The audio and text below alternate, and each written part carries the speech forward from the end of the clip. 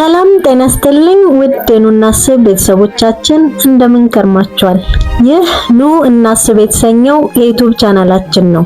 በዚህ ፕሮግራም እናንተን ያስተምራል፣ ያዝናናል፣ ይገነባል እንዲሁም የተለያዩ መጽሐፍ ነክና ጥበባዊ መረጃዎችን ያስጨብጣል ብለን የምናስባቸውን ርዕሰ ጉዳዮች ወደ እናንተ የምናደርስበት ልዩ ፕሮግራም ነው። ስለሆነም አብራችሁ እንድትቆዩ ግብዣችን ነው። ለዛሬ ወደ እናንተ ለማድረስ የመረጥነው የስብሐት ገብረ እግዚአብሔር ስራ ከሆነው እነሆ ጀግና ከተሰኘው መጽሐፍ የነጻነት ታጋዩ ቼ ጉቬራ ስለሱ ይሆናል። አብራችሁ እንድትቆዩ ግብዣችን ነው። ምነው የሀገራችንን ትምህርት ተምሬ በነበርና የቼ ጉቬራን ታሪክ በቅዱስ ጊዮርጊስ ገድል ስልትና አሰካክ አገጣጥሜ በጻፍኩላችሁ። ለቼ ጉቬራ ምንም ሊበዛበት አይችልም። ለማንኛውም እኔ ነኝ እንጂ ቼ ጉቬራ ራሱ እንደሆነ ለዓለም ጥቁሮች ተዋጋ፣ እስከ ሞት ድረስ ተዋጋ እና የተቀደሰ ተልእኮን ፈጸመ። ማን በግጥም ሕይወቱ ጻፈለት? ማን ዝም አለ? ማንስ አወገዘ? ስሜት አይሰጠውም። ስብሐት ገብረ እግዚአብሔርን ሆነን ለጻፍነው ደሞዝ ስለተከፈለን ቼ ጉቬራን ለአንባቢዎቻችን ማወደስ ሌላ ቼ ጉቬራ መሆንንና ሆኖ ኖሮ ለመላው ዓለም ጭቁን ተዋግቶ በጨቋኞች ላይ ስንትና ስንቱን ድል ተቀዳጅቶ ለታጋዮች ሁሉ አርማ አራያ መሆን ሌላ። አሁን በማደንቃቸው ባዝማሪዎች ደንብ ስለ ቼ ጉቬራ እዘፍንላችኋለሁ። ጀግናችን አዘምርልኝ ብሎ ያላዘዘኝ ተነስቶም የማይሸልመኝ አዝማሪ። ስለ ቼ ጉቬራ ለማዘመር መታደር ራሱ ትልቅ ሽልማት ነውና ወደ ዘፈናችን። የፊደል ካስትሮ ቀኝ እጅ ሆኖ ለኩባ ሕዝብ ነጻነት የተዋጋው ቼ ጉቬራ ትውልዱ ኩባዊ አይደለም፣ አርጀንቲናዊ ነው። በእነሱ አቆጣጠር በ1928 የተወለደው ቼ ጉቬራ ጤነኛ ልጅ አልነበረም። መጥፎ የአስም በሽታ ነበረበት። አስም ሲነሳብህ መተንፈስ ይከለክልሃል፣ እፍን ያረጋሃል። የሚያይ ሰው ካሁን ሞተ እያለ እስኪጨነቅ ትወራጫለህ። ትንፋሽህን ያህል ነገር ተከልክለ የቁም ስቅላትህን ታያለህ።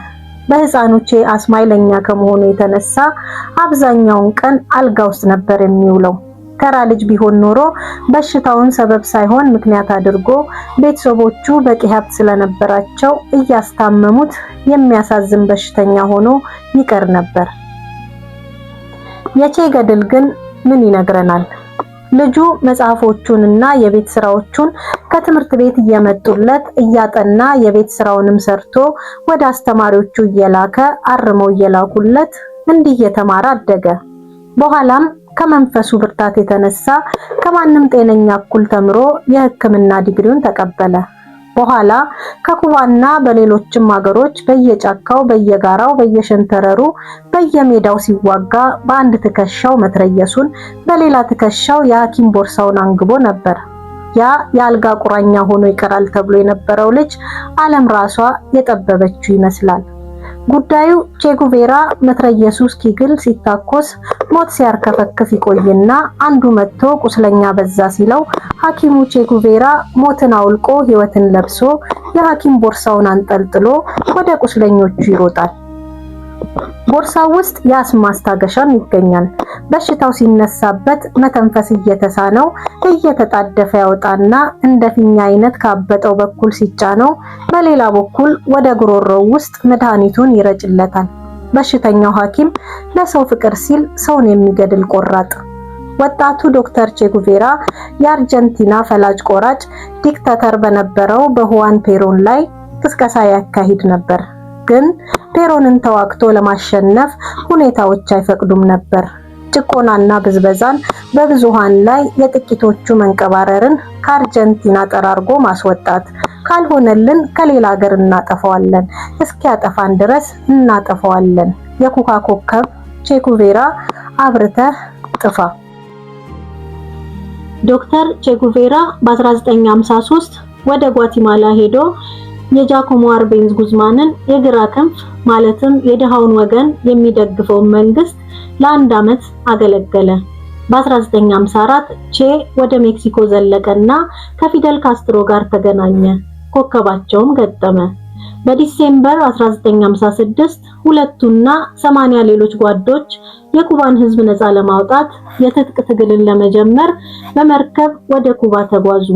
ከ3 ዓመት ውጊያ በኋላ በጃንዋሪ 1 በ1959 ማለትም በእነሱ እንቁጣጣሽ ቀን የአሜሪካ ታማኝ አገልጋይና የኩባ በዝባዥ የነበረውን ባቲስታን አባረው በድል አድራጊነት ሃቫና ገቡ። ዶክተር ቼ ለሚቀጥሉት 4 ዓመታት የኩባ ኢንዱስትሪ ሆነው የፊደል ካስትሮን ኮሚኒስት መንግስት በትጋት አገለገለ። በ1985 ቼ ጉቬራ ከህዝብ ፊት ተሰወረ። ወደ ቦሊቪያ ዘልቆ አንድ ሽምቅ ተዋጊ ኃይል ማሰልጠን ጀመረ። በ1987 ሲአይኤ ቼ ጉቬራን ጓደኞቹን አስከበባቸው። ጀግናው ቼ ጉቬራ ተያዘና ተረሸነ። መቼም ቼ ጉቬራን ገደል ነው ብንል ማንንም አያምነንም በማለት ሲአይኤ የቼ ጉቬራን ሬሳ ፎቶግራፍ አንስቶ በማሰራጨቱ ሸለለ፣ ኩኩሉ አለ። እናም የሶስተኛ ዓለም ወጣቶች አረሩ። የቼ ጉቬራ ህይወት ታሪክና አሟሟት ብዙ ሐሳቦችን ይቀሰቅሳሉ። ለምሳሌ የህንዱ ማህተመ ጋንዲ፣ የግብፁ ገማል አብደል ናስር፣ የቻይናው ማኦ ዜዱንግ፣ የቪየትናሙ ሆቺሚን፣ የሰሜን ኮሪያው ኪም ኢል ሱንግ፣ የኬንያው ጆሞ ኬንያታ፣ እነዚህና ሌሎችም ጀግኖች ነፃ አውጪዎች ይህን ክፍለ ዘመን አስጊጠውታል። ግን ሁሉም ተዋግተው ነፃ ያወጡት የገዛ ሀገራቸውን ሰው ነው። ቼ ታዲያ ደረቱን ለጥይት አጋልጦ ተዋግቶ ነፃ ያወጣው የሌላውን ሀገር ህዝብ ነው። ጀግና ለእናት ሀገሩ ሲዋጋ ይሞታል። ቼ ግን ለሰው ሀገር ሲዋጋ ነው የተገደለው። ይህ ክፍለ ዘመን ማርክሲስት ሌኒኒስት ነን የሚሉ ኮሙኒስቶች በየፈርጁ ያፈራ ቢሆንም አፋችንን ሞልተን ሙሉ ማርክሲስት ነው ልንል የምንችለው ቼ ጉቬራን ነው። እሱም እንደ ካርል ማርክስ አንድ ሀገር ሳይሆን የአንድ ዓለም የጭቆናና የብዝበዛ ስርዓት አስቆጥቶት በዓለም አቀፍ ደረጃ ሊዋጋው የተነሳ ጀግና ነው።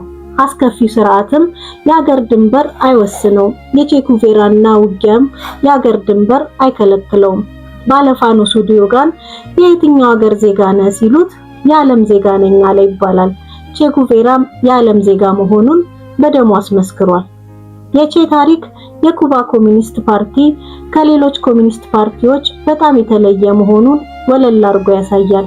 ለምሳሌ የሶቪየት ህብረት ኮሚኒስት ፓርቲን ብንመለከት ጸረ አብዮት ኃይላትና ድል ያደረገው ሊዮን ትሮትስኪን ጆሴፍ ስታሊን ከሀገር አባረረው። ስቶርስኪ በስደት በሜክሲኮ ሲኖር ተገደለ። የስታሊን እጅ አለበት ሲባል ነበር። የቻይና የመከላከያ ሚኒስተር የፖሊት ቢሮ አባል ጓድ ገሌ በአውሮፕላን ሊያመልጥ ሲሞክር የነማኦ ዜዱንግ ወገኖች ተኩሰው ጣሉት።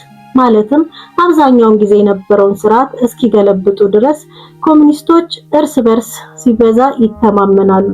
ስልጣን ከያዙ በኋላ ግን የመጋጨት፣ የመፈራራት፣ በአይነ ቁረኛ የመጠባበቅ፣ የመገዳደል ጠባይ ይታይባቸዋል። በቃኝ ብሎ ፓርቲውን ጥሎ መውጣት ያስገድላል ወይም ያሳስራል፣ ሚስጥር እንዳያወጣ ሲባል ነው ይባላል። የኩባ ኮሚኒስት ፓርቲ ግን ስልጣን ከያዘም በኋላ አባላቱ እንደቀድሞ የሚተማመኑ ጓዶች እንደሆኑ ቀጥለዋል። በቼ ጉቬራም እንዳየነው ጓዶች ቦሊቪያ ስራ ይጠብቀኛል ይቅና በሉኝ ብሎ ተሳስሞ መለየት ይቻላል። ለመሆኑ ቼ ጉቬራና ፊደል ካስትሮ ሲለያዩ ምን ተባብለው ይሆን? አርጀንቲናዊው የኩባ ኮከብ የቦሊቪያ መስዋዕት ሆነ አልኳችሁ እንጂ ልጽፍ ያሰብኩት እንደሚከተለው የሚጀምርና በዚያው ቅኝት የሚቀጥል ስድ ንባብ መወድስ ወይም መልካ ቼ ጉቬራ ወይም ገድለ ቼ ነበር። ቅዱስ ቼ ገና በሕፃንነታቸው መልአከ ሞት ከጌታው ከሰይጣን ተልኮ መጣባቸው። የእስትንፋስ ተቃራኒ የሆነውን አሽከሩን አስመልኮ ያለ የሌለው አየር ከሳምባቸው ሳብ ምጥጥ አድርጎ ወስዶ ናን ሂድ ሰዓቱ ደረሰ አላቸው። ሕፃኑ ቅዱስ ቼ ሳምባቸውን በመንፈሳቸው ጽናት ለጊዜው ከስራ አሰናበቱት። እነሆ ሞትን እምቢባዩ መልአከ ሞትን አካልቦ ግራ አጋብቶ አሰናባቹ አቡዬ ጣዲቆ ወገናቸውን መሳያቸውን ቢጤያቸውን ያውቃሉ። እሳቸውም ግብጽ ተወልደው ወደ ጎጃም መጥተው ለምድረ ጎጃም 50 ዓመት ተዘቅዝቀው የጸለዩት አይደለምን? ጎጃምን እንደ ኩባ እንቁጠረው።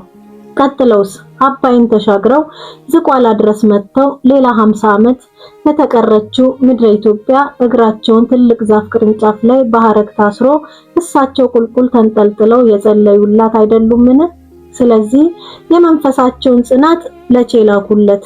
ሕፃኑ ቅዱስ ቼ መልአከ ሞትን እንዲህ አለው፣ አልሄድም፣ የሚጠብቁኝ ስራዎች ስላሉ አድጌ እነሱን እስከምፈጽም አልመጣልህም፣ ተስፋህን ቁረጥ። መልአከ ሞትን ከመቶዎች ዓመታት በፊት ዝቋላ ተራራ እንደዚህ እንዳሁኑ አንዲት ነፍስን ከምድር ወደ ሰማይ ለማድረስ ወርዶ ያጋጠመው ያ የአቡዬ እምቢታ ታወሰውና ታወቀው። አሁንም ያው የአቡዬ ኮከቡ የሆነ ሰው ተወልዶ ነው ብሎ ጠረጠረ። ጠለቅ ብሎም መረመረ። አቡዬ ማንንም ፍጡር ሆን ብለው ገድለው ስለማያውቁ የእናታቸውን ጡት እንኳን ጠብተው ስለማያውቁ ሞትን እምቢ ሊሉት በቁ። ይህ ሕፃን ቅዱስ ቼ ደግሞ የእናት ምድርና የአባት ሰማይን አየር መተንፈስ እምቢ እያለ ነው። መልክዓ ሞትም እየተርበተበተ በስፓኒኛ ቋንቋ ያውም በአርጀንቲና ቅኝትና ዜማ የቼ ኩቬራን ኮከብ እንዲህ አለው፣ እንደ ዝቋላ ጊዜው ጌታችንና ዲያብሎስን ሳንጠራ ተደራድረን መግባት አንችልም? እንችላለን። አሁን እኔ ልውሰድ መጣው እምቢ ማለቱ ለምን? ታስታውሳለህ? ቀድሞ በሃይማኖት ዘመን በተግባራችን እርኩስ መናፍስትን ከምድረ ኢትዮጵያ ማስወጣት ነበር። አስወጣናቸው፣ አስታውሳለሁ። ዛሬ ደግሞ እርጉም ጨካኞችን ከምድረ ገጽ ውፍ ብሎ እንደ ጢስ ማስወጣት ነው። በመትረየስ እና በቦምብ እና በታንክ። መልክዓ ሞት መሸነፉ ገባው። አሁን እምቢ ብትል ስራህ እንደሆነ ከሰው ዕድሜ አያልፍ። ስለዚህ መቼና የት ልምጣ? የቼ ኮከብም ቦሊቪያ እንገናኝ በ1987 አለው። ይሄን መሸከሚያ የዓለምን ልጅን መውሰጃ ነው ብዬ አስመዝግቤ ነበረ ይዤው የወረድኩ። ልጁን ሳሊዝ አስሚዤ ስመለስ የሰማይ ቤት ቢሮክራሲያዊ ዘበኞች አያስገቡኝም። አስሙን ትተኸው ሂድ፣ እንችለዋለን። አስታላቪስታ እንገናኛለን። በነገራችን ላይ ቼ ኩቬራ በኩባ ተልእኮን ፈጽሞ ወደ ቦሊቪያ ሲሄድ ፊደል ካስትሮ ሲሰናበተው ምን ተባብለው ይሆን? ምናልባትም ቁም ነገሩ እንዲህ ሳይል አይቀርም። አቤት እኔ እናንተ ምንኛ ድንቅ ጉዞ አብረን ተጓዝን፣ እንኳንም አብረን ተጓዝን። የወደፊቱን ማን ያውቃል? ይቅና። አስታላቪስታ ማለትም እንገናኛለን። አልተገናኙም እንጂ። ቼ ኩቬራ በቦሊቪያ ከሞተ በኋላ እነ ፊደል ካስትሮ በኩባ የግንባታ ስራቸውን ቀጠሉ። አሜሪካም ማዕቀብ ጥላ አላስኖር ማለቷን ቀጠለች። አንክል ሳም ለኩባ የ95 ማይልስ ቅርበት ባላት በማያሚ ከተማ ሬዲዮ ሆዜ ማርቲ የሚል ከፈተ። ሆዜ ማርቲ በኩባ ሕዝብ እጅጉን የሚወደድ ደሴቲቱን ከስፓኝ ግዛት ነፃ ያወጣ ጀግና ነው። በሱ ስም የተቋቋመው ይህ የሲአይኤ እጅ ያለበት ሬዲዮ ጣቢያ የሚያሰራጨው ወደ ኩባ ሲሆን ዓላማውም የኩባ ሕዝብ የነካስትሮን መንግስት እንዲገለብጥ ቅስቀሳ ለማካሄድ ነበር። አንክል ሳም በሌላ ሀገር ጉዳይ ጣልቃ ስለማይገባ የሬዲዮ ሆዜ ማርቲ ሰራተኞች በሙሉ ኩባውያን ናቸው።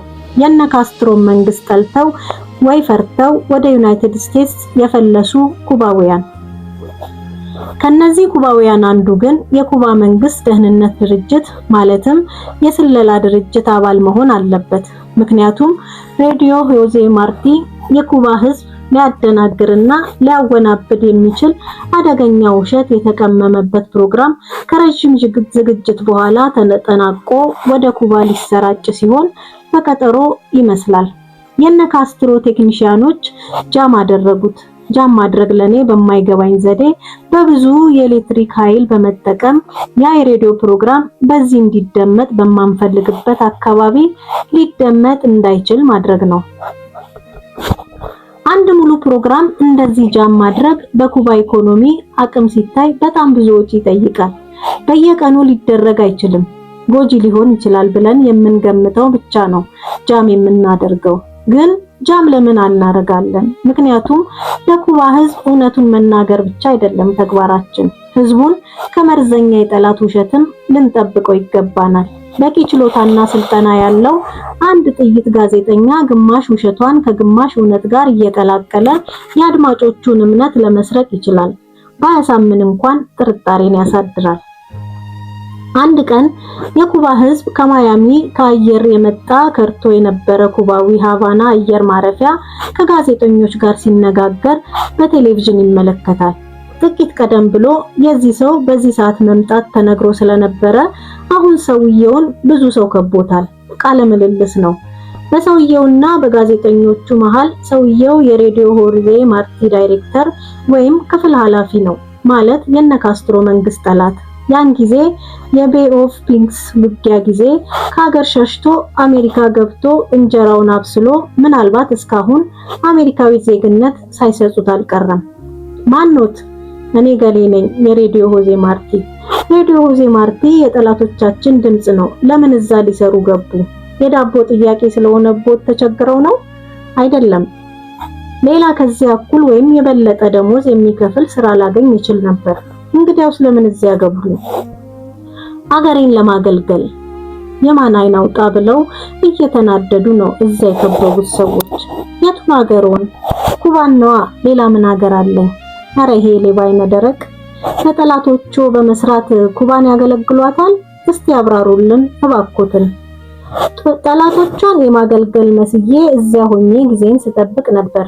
ይህ ፕሮግራም ሲተላለፍ ኩባን ይጎዳታል ብዬ የምገምተው የፕሮግራም ሲመጣ ባለኝ ቦታና ስልጣን ተጠቅሜ ያንን ተቀርጾ ሊተላለፍ ዝግጁ ሆኖ የተቀመጠን ፕሮግራም ሰርቄ በእሳት ማቃጠል። ከዚያማ CIA ሳይነቃብኝ ወደ ሀገሬ ይኸውና ከብዙ ናፍቆት በኋላ ሀገሬ ገባው። ይህን እንዴት ልናምን እንችላለን? እስር ቤት የሚጠብቁት አይመስሎትም? በጭራሽ። ከዚህ ታዝዤ ሄጄ ነው እኮ። እኔ ገሌ የኩባ መንግስት ደህንነት ድርጅት የውጭ ኦፕሬሽን ክፍል አባል ነኝ። ዘይገርም ነገር። የሲአይኤን ምንኛ ይገርመው። ለዛሬ ስለ ታላቁ የነጻነት ታጋይ ቼኩቬራ የነበረን ፕሮግራም ይህንን ይመስላል። ስለተከታተላችሁን እያመሰገንን ሐሳብ አስተያየት ካላችሁ በኮሜንት አድርሱን። ለቻናሉ አዲስ የሆናችሁ ደግሞ ቻናሉን ሰብስክራይብ በማድረግ ቤተሰብ ሁኑ። ኑ አብረን እናስብ። መልካም ሳምንት።